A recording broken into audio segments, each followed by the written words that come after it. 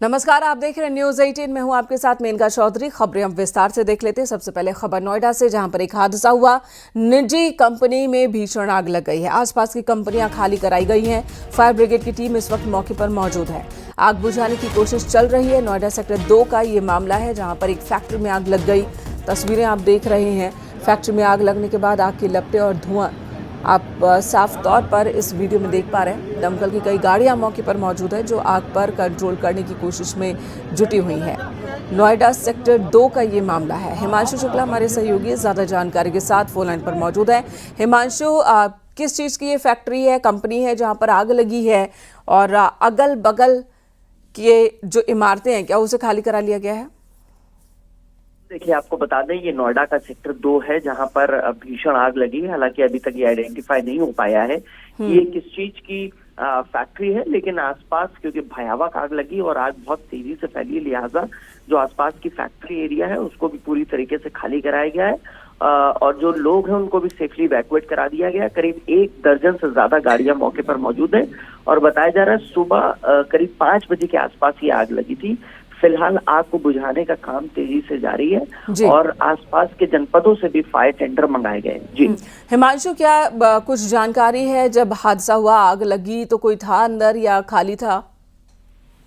देखिए, जाहिर तौर पे सुबह का वक्त था 5 बजे का, लिहाजा जो नाइट शिफ्ट में वर्कर्स थे वो मौजूद थे, लेकिन वो सेफली इवैक्यूएट कर गए थे क्योंकि जैसे ही आग लगी थी फायर विभाग को सूचना दी गई थी और ये लोग सेफली इवैक्यूएट कर गए थे। लेकिन आग ने बहुत तेजी से विकराल रूप लिया, जैसा कि हम लोग तस्वीरों में देख भी पा रहे हैं। फिलहाल आग को बुझाने का काम किया जा रहा है और जो डिटेल्स हैं वो अभी अवेटेड हैं।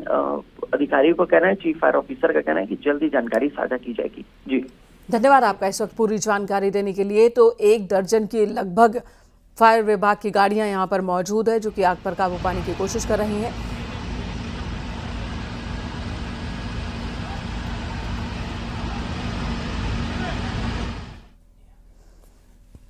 इटावा के दादरपुर में उपद्रव के 19 आरोपी गिरफ्तार किए गए। कथावाचक विवाद को लेकर प्रदर्शन हो रहा था। पुलिस को रोकने पर लोगों ने उपद्रव किया। जब पुलिस ने इन सबको रोका, उपद्रवियों की 13 गाड़ियां बरामद की गई हैं, जब्त की गई हैं। 19 की गिरफ्तारी की गई है। ये सभी बवाली जिन्होंने पुलिस टीम पर भी हमला किया था। कथावाचक विवाद में बवाल बढ़ता ही गया। पुलिस टीम पहुंची, उस पर भी पथराव किया, जिसके बाद 19 को पुलिस ने गिरफ्तार किया है। कई गाड़ियों को सीज किया है।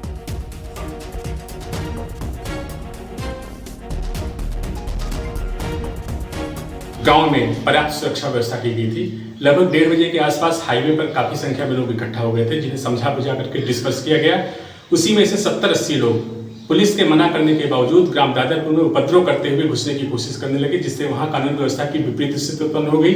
इस पर 19 लोगों को हिरासत में लिया गया है तो उनकी 13 गाड़ियां जब्त की गई हैं। इस संबंध में एफआईआर पंजीकृत करके कठोर विधिक कार्रवाई की जाएगी। इस हंगामा और पथराव पर यूपी सरकार में मंत्री जयवीर सिंह ने अखिलेश यादव पर निशाना साधा। जयवीर सिंह ने कहा कि अखिलेश यादव जातीय रंग दे रहे हैं, जिसकी वजह से ये झड़प जैसी घटना हुई। पुलिस के साथ झड़प करने वाले किसी को भी बख्शा नहीं जाएगा। यादव जी ने इस घटना को बिना तथ्यों को सोचे समझे या परीक्षण किए इस घटना को जातवादी रंग और रूप देने का अपने बयान से प्रयास शुरू कर दिया। उन सब के आधार पर, उन सब बातों के आधार पर, उन सब चीज़ों के आधार पर उस गांव में आज जिस तरीके से स्थानीय उपद्रवियों ने जो उपद्रव करने का काम किया, जिस तरह की घटना को अंजाम दिया है, आप सबके संज्ञान में बहुत ही अप्रिय घटना वहाँ घटित हुई है। पर्याप्त पुलिस बल वहाँ तैनात कर दिया गया। उस घटना के बाद उच्च अधिकारी मौके पे हैं। पूरी तरह लॉ एंड ऑर्डर स्थापित है और अब तक 15 उपद्रवियों को आइडेंटिफाइड करके गिरफ्तार करने का काम पुलिस ने किया है। प्रदेश सरकार का स्पष्ट मानना है कि कानून हाथ में लेने वालों को, उपद्रव करने वालों को, अराजकता फैलाने वालों को, गुंडे करने वालों को किसी भी कीमत पर नहीं बख्शा जाएगा। वहीं इस विवाद पर देवकी नंदन महाराज ने कहा कि किसी भी सनातनी की चोटी काटना, अपमान करना निंदनीय है। कलावा बांधे, चोटी रखे, ऐसे लोगों का अपमान नहीं होना चाहिए।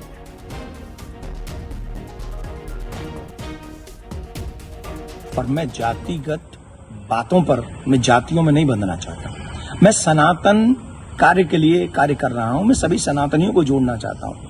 रही बात चोटी काटने की, गलत है। किसी के भी साथ दुर्व्यवहार नहीं करना चाहिए। कोई भी किसी भी प्रकार का दुर्व्यवहार करता है वो ठीक नहीं। हम तो इसका प्रचार करते हैं, तिलक रखो और चोटी रखो, कलावा बांधो, कंठी पहनो, इसका हम प्रचार करते हैं। और अगली खबर लखनऊ से। सीएम योगी अंतर्राष्ट्रीय एमएसएमई दिवस पर कई योजनाओं का शुभारंभ करेंगे।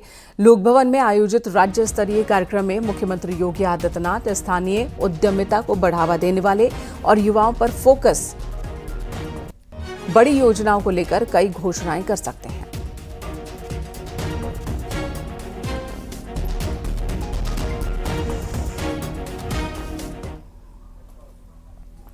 उत्तर प्रदेश के 9 स्थानों पर युवा मोर्चा आपातकाल के 50वें वर्ष में मॉक पार्लियामेंट कार्यक्रम का आयोजन करेगा।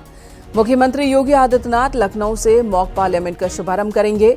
इस कार्यक्रम में कानपुर में उप मुख्यमंत्री केशव प्रसाद मौर्य, प्रयागराज में उप मुख्यमंत्री ब्रजेश पाठक, गाजियाबाद में बीजेपी के राष्ट्रीय महामंत्री अरुण सिंह, मेरठ में बीजेपी प्रदेश अध्यक्ष भूपेंद्र सिंह चौधरी, वहीं झांसी में भारत सरकार के केंद्रीय मंत्री बीएल वर्मा, अलीगढ़ में प्रदेश सरकार के मंत्री कपिल देव अग्रवाल शामिल होंगे।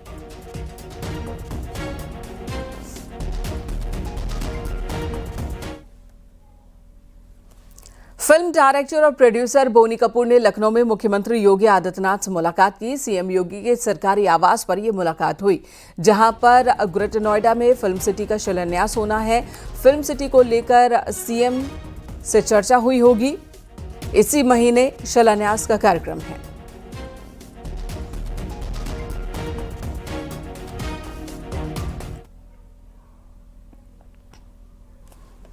अंतरिक्ष यात्री शुभांशु शुक्ला के माता पिता सीएम योगी आदित्यनाथ से मिलने पहुंचे हैं। सीएम योगी ने शुभांशु के माता पिता का सम्मान किया। शुभांशु शुक्ला के स्पेसक्राफ्ट की सफल डॉकिंग पर सीएम योगी ने उन्हें बधाई दी।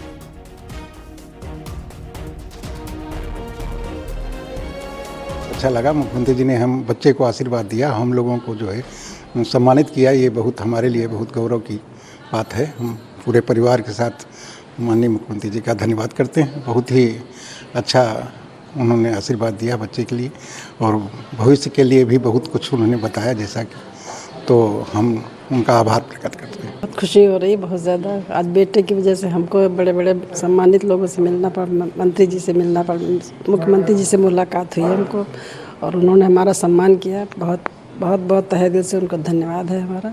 हमारे बच्चे की तारीफ़ की कि आपका बच्चा बहुत अच्छी जगह गया है और हम लोगों को भी सम्मानित किया, तो बहुत अच्छा लग रहा है। बहुत गर्व महसूस हो रहा है, बहुत बहुत ज़्यादा, कि बेटे की वजह से आज हमारी एक नई पहचान बनी है। डीजीपी राजीव कृष्ण ने मुहर्रम को लेकर आदेश जारी किया है। सभी एडीजी, जोन, रेंज के आईजी, डीआईजी, पुलिस कमिश्नर्स, कप्तान सभी के लिए निर्देश है। किसी भी जुलूस के नए रास्ते, नई परंपरा की इजाजत नहीं देने को कहा गया। छोटे विवाद में भी सीनियर अफसरों को मौके पर जाने के निर्देश दिए गए। असामाजिक सांप्रदायिक तत्वों पर निगरानी और कार्रवाई के निर्देश दिए गए हैं। मुहर्रम के जुलूस, मजलिस और अन्य आयोजनों से संबंधित समितियों के साथ बैठक के लिए कहा गया है। जुलूसों, कार्यक्रमों के दौरान वीडियोग्राफी, सीसीटीवी कैमरे, ड्रोन कैमरों से निगरानी की जाए। एलआईयू को अतिरिक्त सतर्कता बरतने के लिए कहा गया है। सोशल मीडिया के सभी प्लेटफॉर्म की 24 घंटे मॉनिटरिंग के निर्देश हैं। वहीं सोशल मीडिया पर अफवाह, भड़काऊ, आपत्तिजनक पोस्ट पर खंडन कर कार्रवाई के निर्देश दिए गए हैं।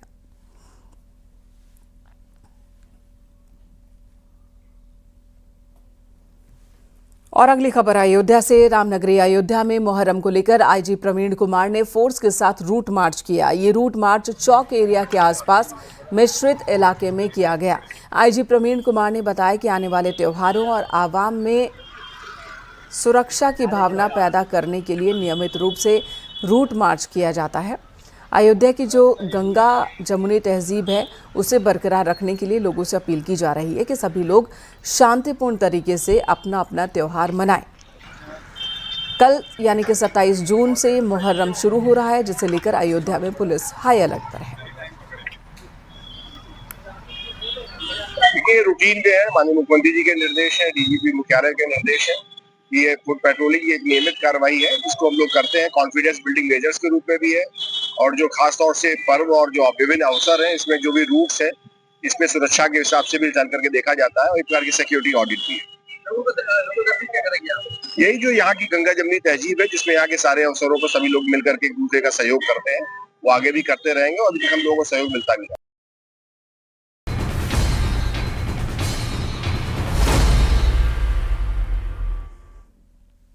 ऑनलाइन मोबाइल गेम पबजी के जरिए एक शादीशुदा महिला के इश्क के जाल में ऐसा फंसी कि अपने ही पति को 55 टुकड़े करने वाली धमकी दे डाली। महिला ने अपने पति को धमकी दी और 1.5 साल के मासूम बेटे पर ऐसा जुल्म किया कि अंत में पति ने खुद की और बेटी की जान बचाने के लिए पत्नी को उसके प्रेमी के संग जाने दिया।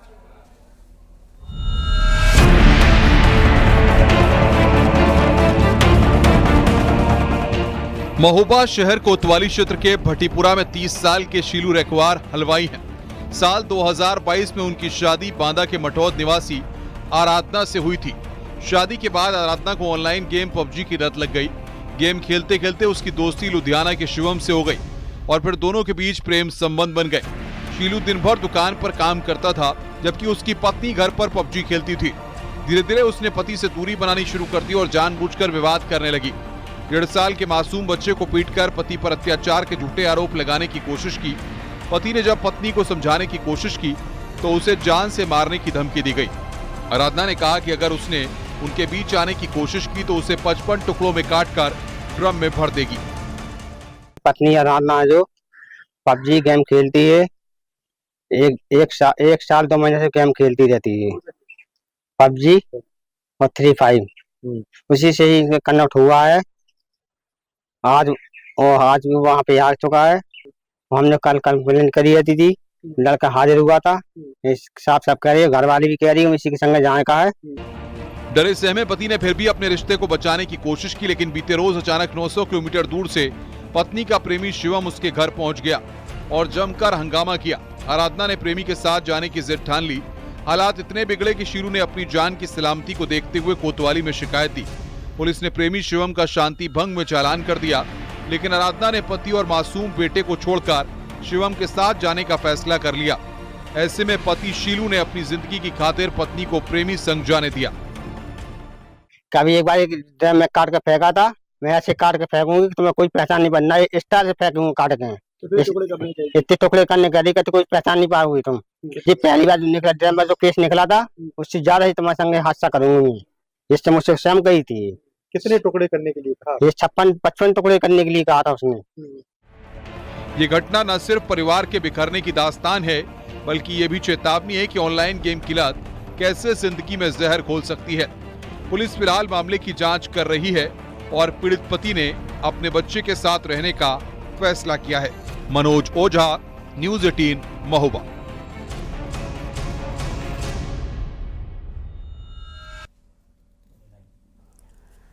इधर आगरा के थाना शाहगंज क्षेत्र में पुलिस और बदमाशों के बीच मुठभेड़ हुई है और इस मुठभेड़ के दौरान बदमाश शहीद के पैर में गोली लगी। बदमाश को इलाज के लिए एसएन मेडिकल कॉलेज ले जाया गया। बदमाश पर मंदिर में तोड़फोड़ और दान पेटी से नगद चोरी के आरोप हैं। बने मकान के पीछे से एक व्यक्ति द्वारा पुलिस टीम पर जानलेवा नियत से फायर किया गया, जिसके जवाब में पुलिस टीम द्वारा भी आत्मरक्षार्थ संयम रखते हुए फायर किया गया। उस फायरिंग में अभियुक्त के पैर में गोली लगी। पूछताछ में उसने अपना नाम तौहीद पुत्र शौकीन निवासी राधे वाली गली शिवनगर का बताया है। उसके पास से एक तमंचा, एक जिंदा कारतूस, एक खोखा कारतूस और मंदिर के दान पात्र से चुराए गए रुपये भी बरामद हुए हैं। फील्ड यूनिट को मौके पर बुला लिया गया है। अभियुक्त को एसएन इमरजेंसी भेजा गया है। अग्रिम विवेचनात्मक कार्रवाई की जा रही है। यहाँ रुकेंगे छोटे से ब्रेक के लिए। खबरें ब्रेक के बाद भी जारी हैं।